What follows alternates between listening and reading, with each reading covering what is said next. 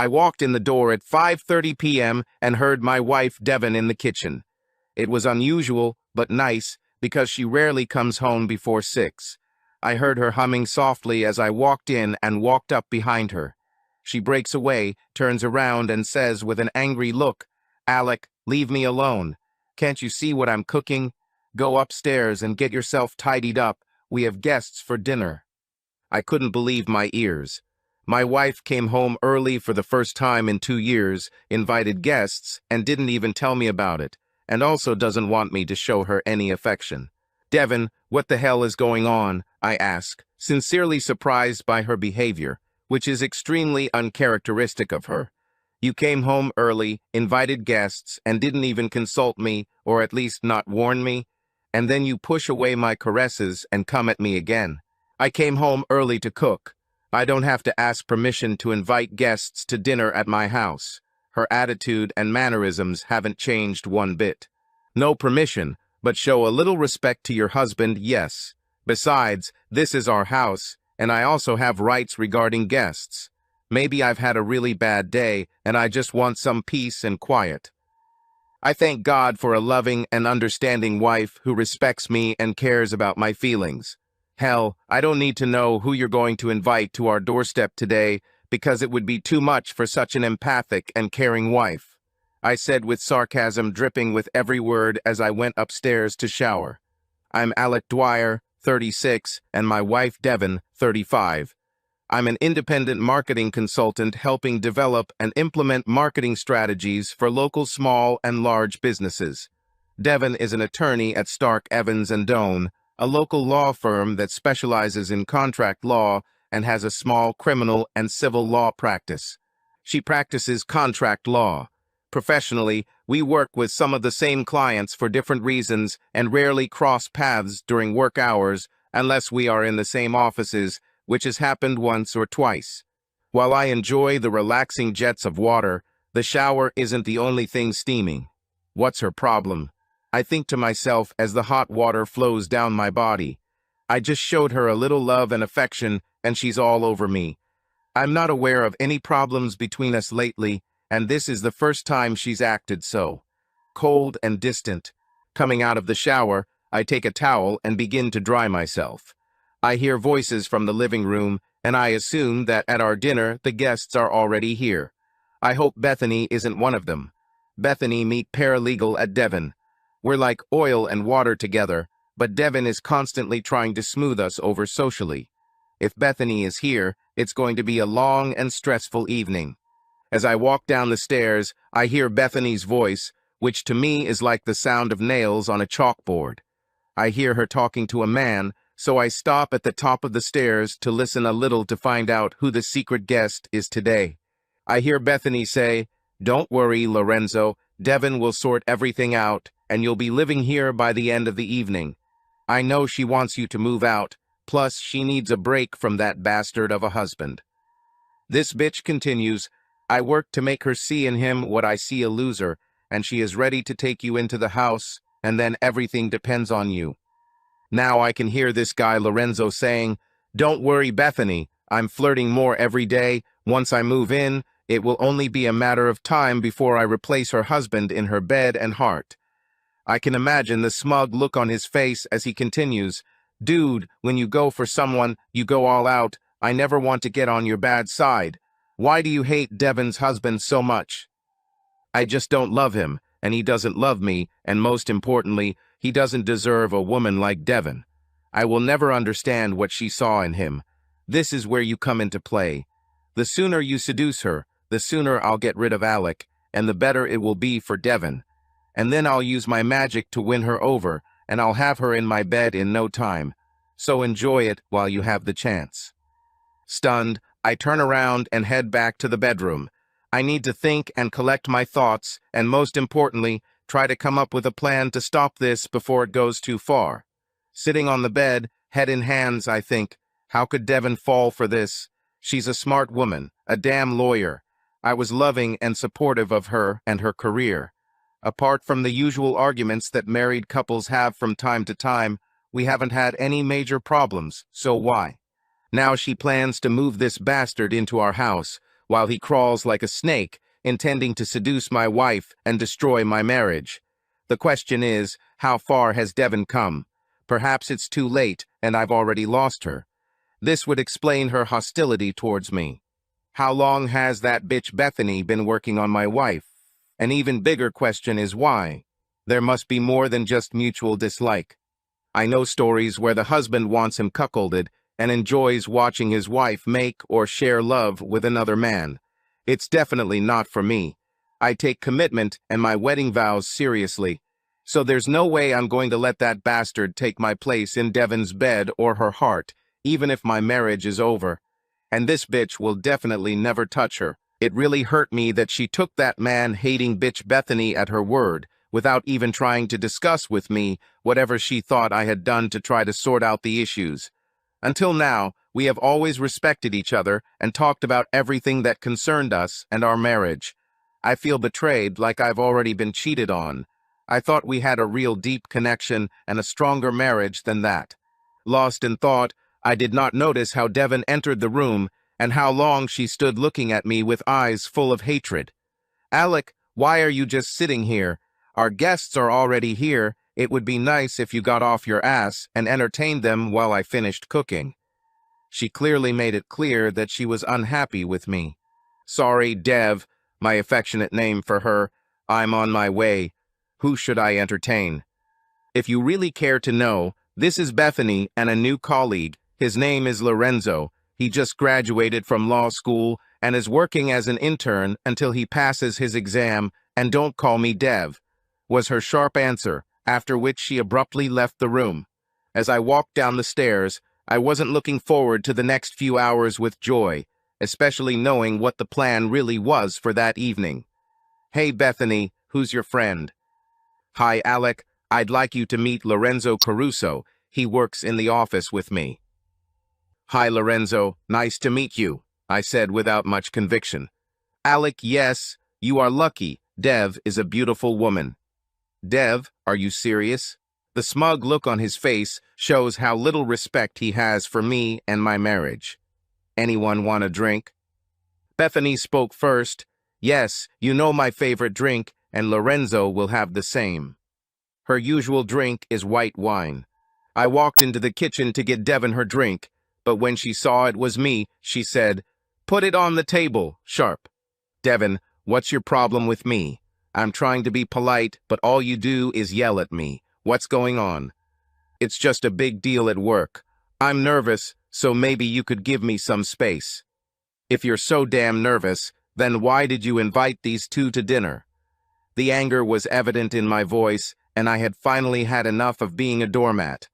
"You act like crap, barely talk to me, and when you do, it's full of contempt, and then you invite the audience for this little show that unfolds." As I spoke, she turned around, refusing to even look me in the eyes, and this angered me beyond belief. "I know more about your little passion show than you might realize, but if you want to play games, fine, I'll play. Do you want space? Okay, you have it. Oh, and by the way, you are not going to move into this house with your boyfriend unless you are ready to consummate our marriage right now, Dev." Before she could answer, I left the kitchen and headed into the living room. I took the drinks from Bethany and Lorenzo. "Dinner is canceled, now get out."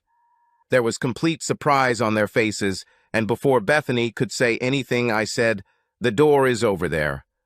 Lorenzo tried to go into the kitchen, but I stopped him. Opening the door, I pushed him out.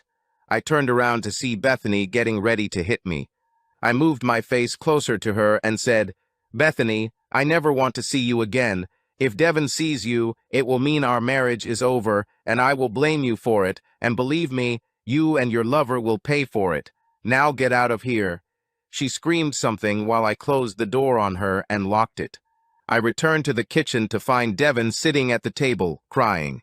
She looked down, still refusing to look at me. "Devon, before I give you the space you so desperately want, I need to say a few things, and you better listen. First of all, dinner has been canceled, and the two homewreckers you brought to our house have left at my invitation. Tomorrow, when this is your home, you can do whatever you want regarding dinner companions and guests." I overheard your bitch friend Bethany and that ass Lorenzo plotting to bring him into my home and my marriage in order to force me to take it or leave. Well, I choose the latter. The quiet crying turned into loud, uncontrollable sobs. Normally this would bother me, but today I continued to say my thing. You have deeply hurt me with your attitude and actions this evening by refusing to speak to me civilly or discuss what bothers you about me. You allow outsiders to dictate the status of our marriage, and then you conspire to make me a cuckold. I see now how little I or our relationship means to you, so I will tell you what I plan to do, more than you showed me this evening. I'm going upstairs, packing my things and leaving so you can have all the space your heart needs. No, Uo, Devon said through sobs. I give you 1 week to think about the events of this evening, and by next Friday, I want your decision about our marriage. I want you to answer these questions. Did you know what their ultimate goal was? Were you planning on cuckolding me? Why should we stay together? If our marriage is a fraud, then why not ask me for a divorce instead of this stupid game? What do you think I did to make you behave this way? What did she tell you to create this situation? Do you know that her ultimate plan is to seduce you and get you into her bed? After 5 years of marriage, don't I deserve attention and respect? Have you ever loved me? I'll be meeting with my lawyer this week and getting the divorce papers ready to serve next Monday, and while I'm not sure anything you say will convince me not to go through with it, you may or may not try. I walked over to the table, lifted her head, and made her look at me. Do you know what was the most painful? When you told me not to call you Dev, even though I know you let Lorenzo call you that, and whether you had sex or not, it tells me you're already close. Goodbye, Devon. Leaving the kitchen, I went to our bedroom, packing my clothes and personal items into 2 suitcases. Using my phone, I made a reservation at the Residence Inn. Taking my bags, I went downstairs and saw Devon lying on the floor in front of the garage door. I opened the door and stepped through it. Opening the trunk, I put my suitcases inside, closed the lid, and got into the car. Started the engine, opened the garage door, and went outside. When I drove to the hotel, I felt pain and great anger towards my wife. I felt a white burning hatred for Bethany and that ass Lorenzo. If one or both were here right now, I'm not sure I could stop myself from beating them to death. As I approached the front desk, I was greeted by a sweet young woman. She looked about 18. Her hair was shoulder-length, light blonde with darker shades, which suited her very well. Ironically, the name badge on her ample chest had the name Sandy written on it. Her eyes, a beautiful shade of porcelain blue, radiated innocence, showing that she had not yet faced the harsh realities of a cruel world. Before handing me the key, she said, "Excuse me, Mr. Dwyer, are you feeling okay? You look very pale." Appreciating her concern, I replied, "No, it's just been a very long day, and I'm very tired. Nothing a good night's sleep won't fix. Thank you, Sandy. Good night." I saw her smiling sweetly as I grabbed my bags and headed towards the elevator. Once in the room, I took out the bottle of Jack that I had packed. I grabbed the ice bucket and headed to the ice machine to fill it up. Returning to my room, I took a plastic glass, tore off the packaging, and filled it with ice. I poured a double shot, admiring the amber color of Old No. 7 as it flowed down the frozen ice cubes, absorbing some of their icy coldness. Slowly bringing the glass of the magical drink to my lips, I took a long sip. He held the whiskey in his mouth, enjoying the burning sensation on his tongue. As I swallowed, I felt the same burning sensation continuing down my throat and felt a warm glow as the liquid reached my stomach. However, this charcoal nectar did little to ease my anger, frustration, or pain. Logically, I understand that as far as I know, my wife has not actually cheated on me, physically at least. However, the emotional connection she seems to have with this ass hurts, just as much, if not more, because it indicates the level of intimacy that a wife should not have with a man outside of marriage. Coupling this with the fact that she accepted the words of others unconditionally without even asking my side or even thinking to tell me that she thought there was something wrong in our relationship. This is nothing less than a betrayal of trust and a complete lack of respect for me. I had finished the whiskey in my glass, so I refreshed the ice and poured more. I rarely drink alcohol, but today it seems appropriate. With only Mr. John Daniels for company, I realize that I have a lot to think about and come to terms with. So I find myself sitting in a hotel room alone, sorry, Mr. Jack, contemplating my marriage, or most likely the end of it. I slept restlessly, but woke up at 7:20 a.m. Even though it was Saturday morning, I decided that sleeping was no longer an option and headed for the warm steam of the shower.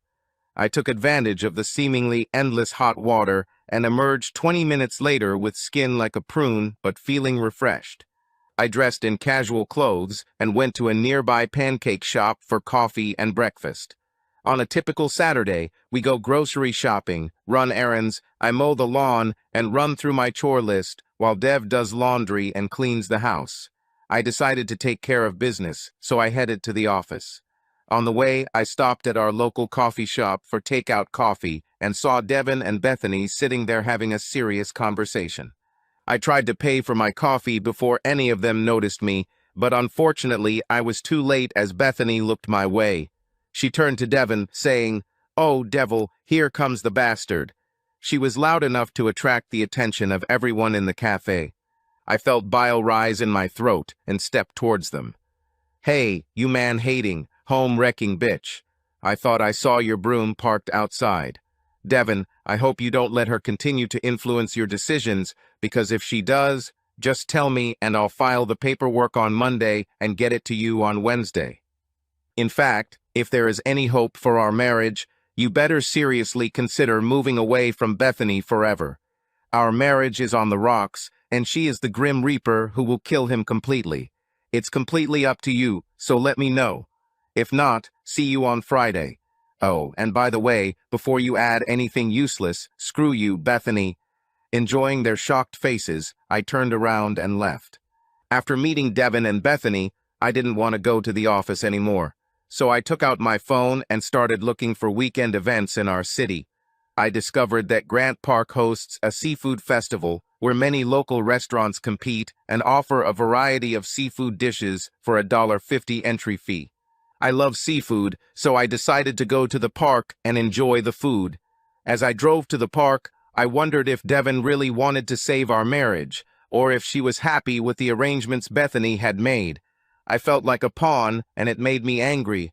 It wouldn't hurt so much, and wouldn't be such a struggle if I didn't love my wife so much. One thing I knew for sure was that any communication with Bethany was a break in the relationship. In this regard, I planned to call Grant Evans. He is one of the founders of the Devon firm and an old family friend. I think he will be interested in what two of his employees do during working hours.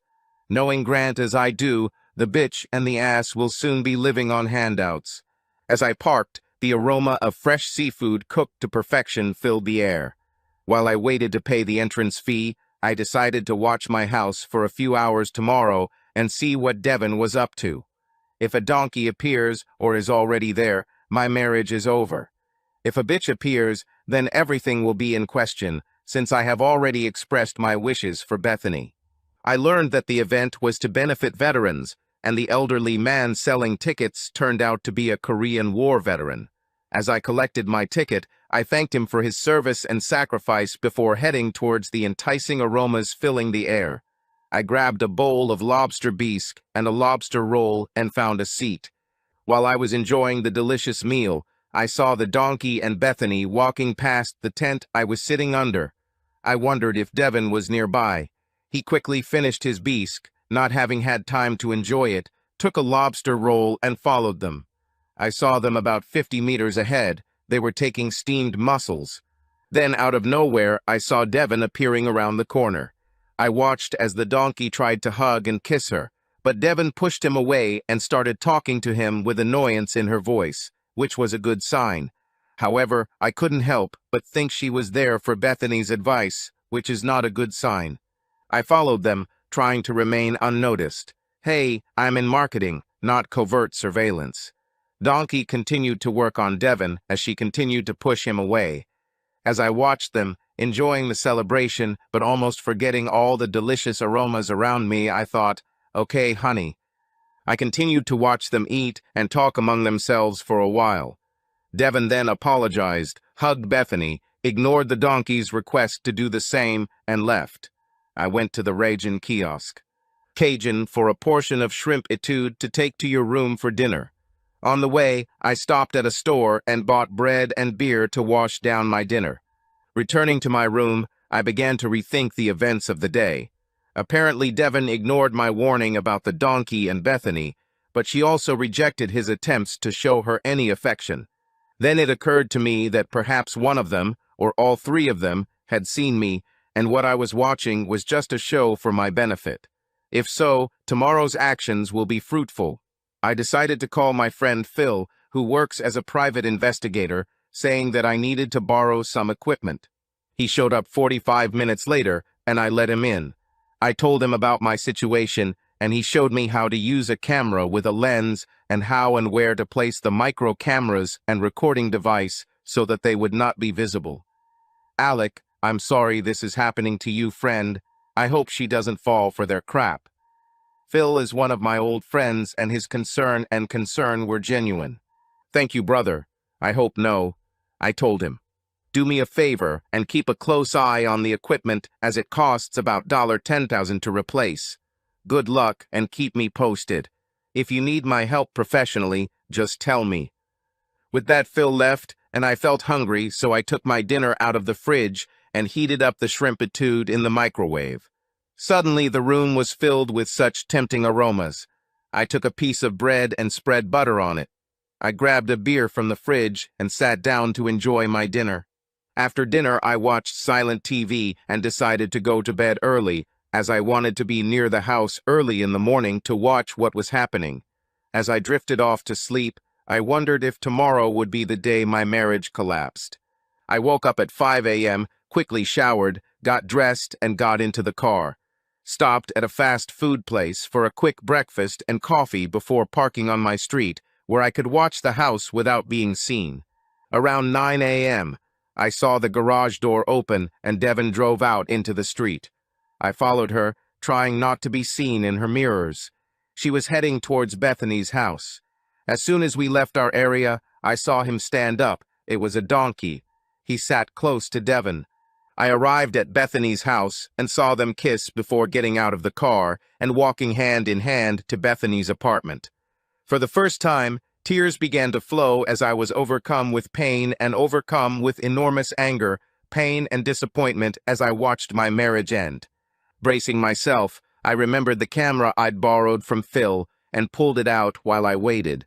It was a Canon EOS 5D Mark Roman 4 DSLR with an f/7200mm f/28L is Roman 2 ASM zoom lens. At 10:15 they left, still holding hands. I started taking photographs. As Devon and the donkey walked up to the car, they hugged and kissed again, and I kept clicking the shutter, focusing on the rhythmic sound to keep myself from going in there and breaking the donkey's neck with my bare hands. When they got into Devon's car, I decided I had enough photos and drove to my house. I parked 1 block away and walked towards my old house. Opening the door, I walked in and installed the voice-activated recorder, taping it to the nightstand next to the bed. I then attached a micro camera to the ceiling fan above our bed, another to a photo frame sitting on my dresser facing the bed, and one to each foot of the bed. Then I installed cameras in the kitchen and living room.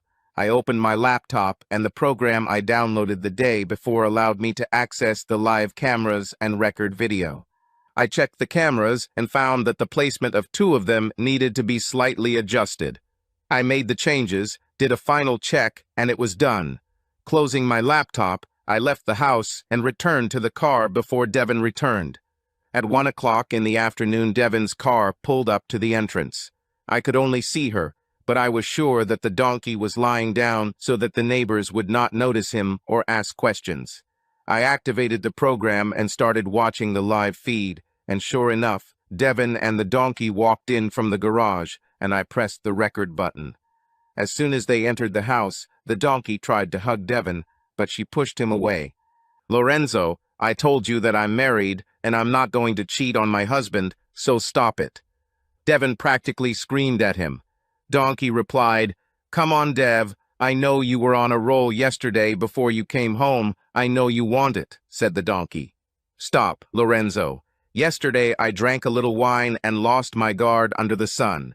I made a mistake by kissing you, but I love my husband. The only reason you were here yesterday and today is because Bethany has a visitor for the weekend. Tomorrow you are leaving.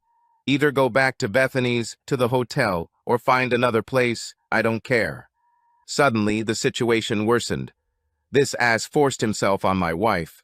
I jumped out of the car and used my key to enter the garage, grabbing an aluminum baseball bat and heading inside. Devon, call 911 and get the police, I shouted across the room. I heard sirens and tires screeching on the pavement, and a moment later 2 uniformed officers came through the door with their guns drawn. One of the officers stood next to Devon, keeping his gun pointed at me, while the other one told me to put my hands on my head and interlace my fingers. I was about to be handcuffed when Devon spoke up. "No, officer, this is my husband, and he protected me from this man." She pointed to the donkey on the floor. The officer immediately handcuffed the donkey and told me to relax. Detectives soon arrived on scene and took our statements while officers arrested the donkey. Detective Dan Williams said, "I think we have everything we need at the moment. If there are any additional questions, I will contact you."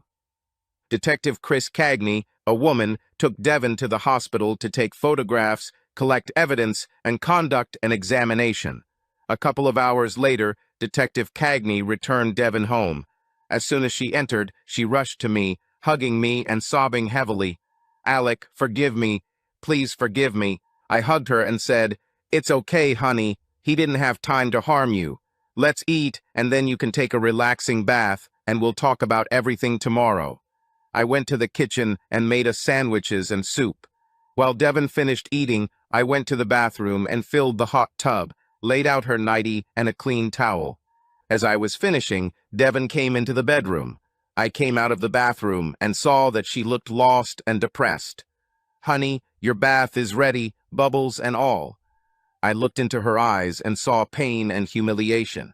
I hugged her and said, "Devon, it's not your fault. Whatever your reasons for inviting this ass here, it is not an invitation to attack you. Don't blame yourself. You didn't do anything wrong." "Oh, Alec, I made a terrible mistake yesterday. Bethany saw you at the seafood festival. She told me she needed privacy because her lover was visiting for the weekend and Lorenzo couldn't stay with her. So I left before them, but waited in the car in Lorenzo's parking lot." She stopped to calm down as she started sobbing again. "Alec, I'm so guilty. I pushed him away and told him that if he couldn't behave, he would have to find a hotel for the weekend.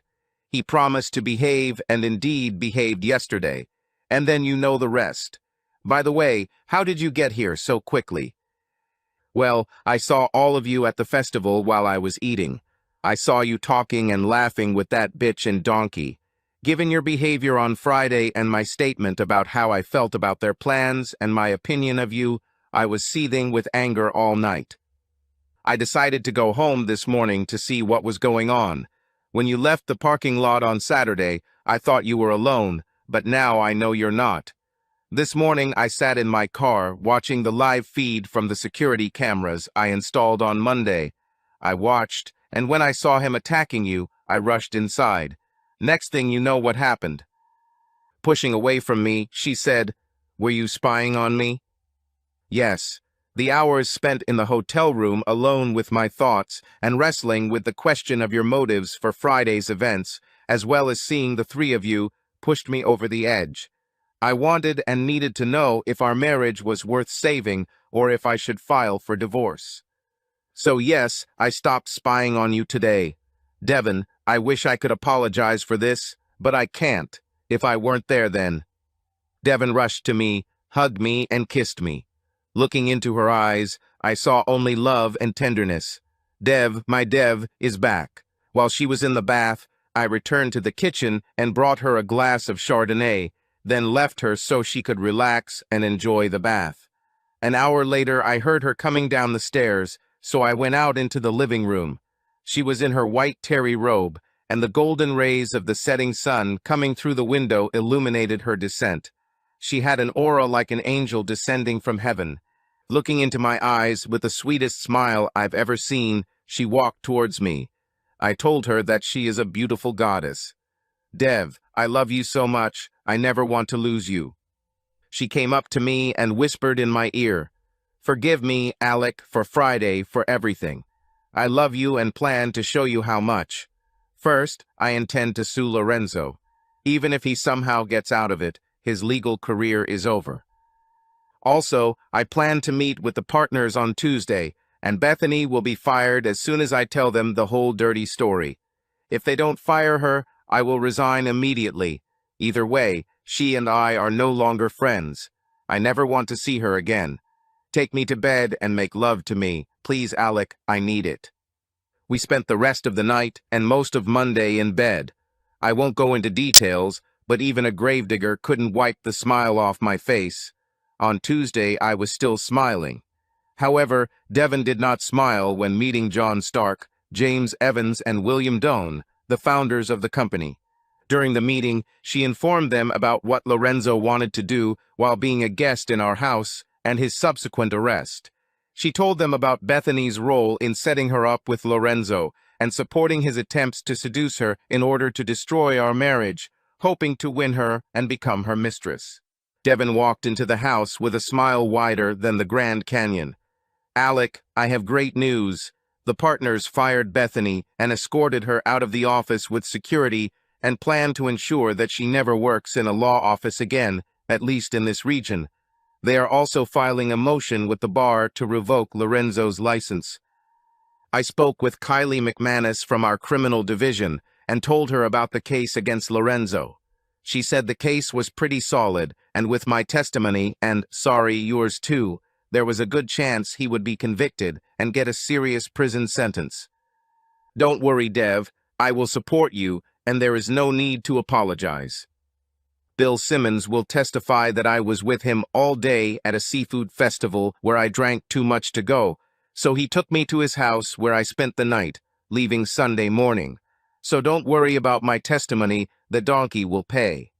Several months passed before the investigation was completed and the prosecutor's office took the case to court.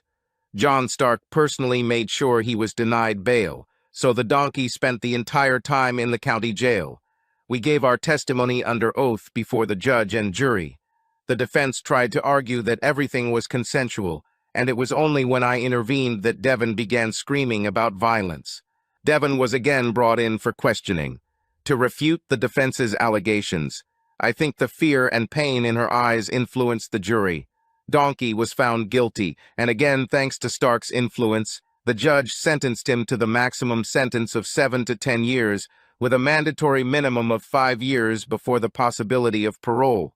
Devon told me that after her dismissal, Stark, Evans, and Doan advised Bethany to leave the Northeast region or they would make her life hell. They were very convincing, and Bethany simply disappeared. About a year after Lorenzo's incarceration, Detective Cagney called me to tell me that Lorenzo's life in prison had not been an easy ride. When the call ended, I had a smile on my face because, as I promised Devon, this ass would pay, and he paid in full. Devon went to therapy for 6 months to cope with the trauma and her behavior that led to the incident. I attended several sessions where we discussed her behavior on that strange Friday night and the moment she allowed the donkey to kiss her. Devon admitted that she allowed Bethany to influence her thoughts and that she did not plan to have an affair with Lorenzo. She was brutally honest and said that she found him charming and attractive and that her resolve might have weakened. She felt anger towards me, and after Bethany had pitted her against me all day on Friday, she was truly and completely frustrated with me, and it came to a head on that fateful Friday night. I told the judge that I did not trust Devon's judgment because she had allowed her thoughts to question me, her husband, and the state of our marriage.